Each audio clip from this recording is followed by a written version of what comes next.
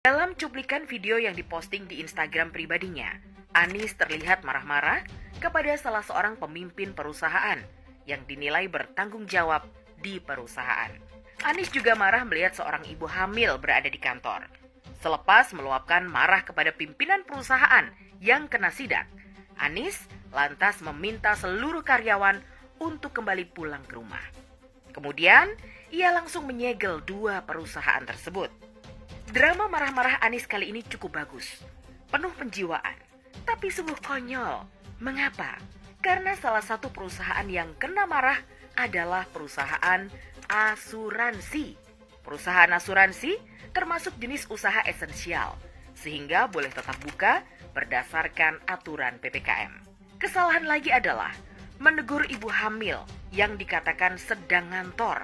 Padahal belakangan diketahui ibu hamil itu datang ke kantor karena sedang mengurus cuti hamil. Namun tentu saja, kesalahan terbesar Anies adalah karena dia ternyata tidak paham aturan. Anies perlu membaca lagi Instruksi Menteri Dalam Negeri Nomor 15 Tahun 2021 tentang PPKM Darurat COVID-19 di wilayah Jawa dan Bali. Dan membaca kembali Surat Keputusan Gubernur DKI Nomor 875 Tahun 2021 tentang PPKM Darurat COVID-19. Pimpinan perusahaan asuransi terlanjur dimarahi. Padahal perusahaan asuransi termasuk perkecualian dalam aturan PPKM. Biji mana kagak konyol Anies ini. Dia sendiri yang ikut membuat aturan. Ternyata nggak paham aturan itu sendiri. Terbukti, Anies memang tidak fokus kerja. Bisanya hanya petentang-petenteng, acting marah-marah nggak jelas agar terlihat mirip orang sibuk dan peduli. Padahal salah. Untuk diketahui, karyawan asuransi ibarat ATM, harus selalu ada. Apalagi di saat banyak musibah seperti sekarang. Mereka tetap harus bekerja, mengurus macam-macam dokumen milik nasabah agar bisa ACC klaim yang diajukan. Terutama untuk pembiayaan keluarga yang sakit di rumah sakit ataupun yang meninggal dunia. Kok malah dimarahi seperti orang yang paling hina di dunia? Jadi, kalau ada klaim asuransi tapi ditolak karena kantornya disuruh tutup, ya jangan salahkan pihak asuransi. Salahkan gubernur yang lagi main drama. Memang patut dipertanyakan kecerdasan Anies ini, terutama ketika membuat drama. Gaya Anies marahnya sih boleh juga. Mirip marahnya emak-emak pemain sinetron Ikatan Cinta. Benar-benar terlihat garang. Jari menuding-nuding penuh emosi. Begitulah yang terlihat di akun media sosialnya. Anehnya, konon Anies langsung naik ke lantai 43. Lantai-lantai di bawahnya dilewati begitu saja. Sepertinya memang sudah ditarget. Saat memposting drama kemarahannya di story Instagram, mungkin Anies menduga nantinya bakal disanjung bak pahlawan. Orang-orang akan menyebut dirinya sebagai pemimpin yang tegas seperti Ahok, sang pendahulunya. Mungkin dia sudah membayangkan setelah posting story di media sosialnya akan panen dukungan menjadi presiden 2024. Karena pencitraannya sebelum ini jelas tidak berhasil. Pose dengan gerobak sampah dan makan di warteg sudah terlalu mainstream. Citra ketegasan itu sangat diharapkan. Namun tegasnya Ahok jelas bukan drama. Sedangkan Anies sebaliknya. Dan susah payah Anies membangun pencitraan diri. Ternyata malah malu sendiri. Dia marah-marah pada sasaran yang tidak tepat. Tim produksi konten benar-benar tidak cerdas dan tidak teliti. Sekalinya mau tampak tegas, malah ditertawakan orang-orang. Dalam peraturan PPKM darurat, perusahaan esensial boleh tetap beroperasi. Misalnya, rumah sakit atau bank. Perusahaan asuransi juga masuk kategori ini.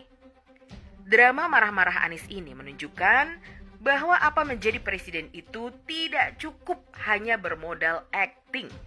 Sudah capek ngamuk-ngamuk, bikin malu orang, ternyata dia yang bahlul.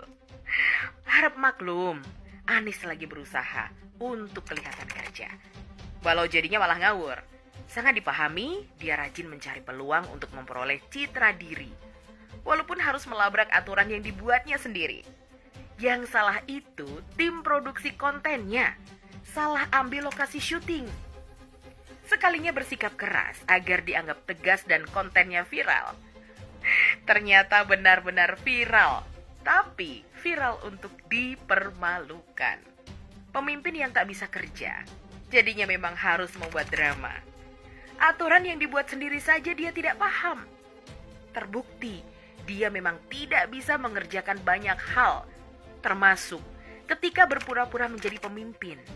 Harus diakui, drama kali ini lumayan menghibur. Kalau aturan sendiri saja nggak paham, bagaimana mau jadi presiden? Gimana jadinya? Belum lagi ketidakpahaman pada hal-hal yang lebih besar. Tak ada gunanya kuliah tinggi-tinggi dengan titel berderet-deret, pencitraan pegang buku cuma untuk difoto.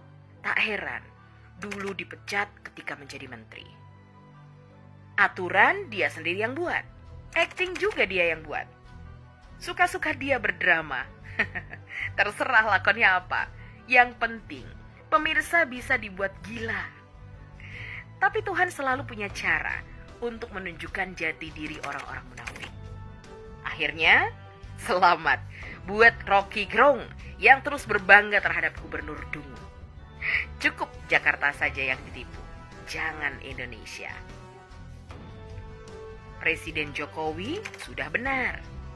Untung cuma 1,5 tahun dia menjabat menteri.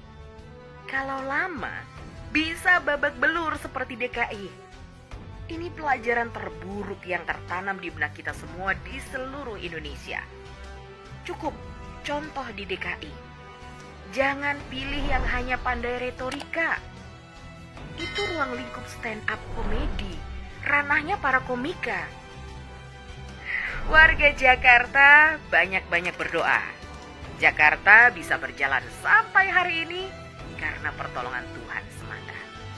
Sementara pemimpinnya terus menunjukkan kebahlulan yang hakiki. Udah gayanya petentengan, salah sasar.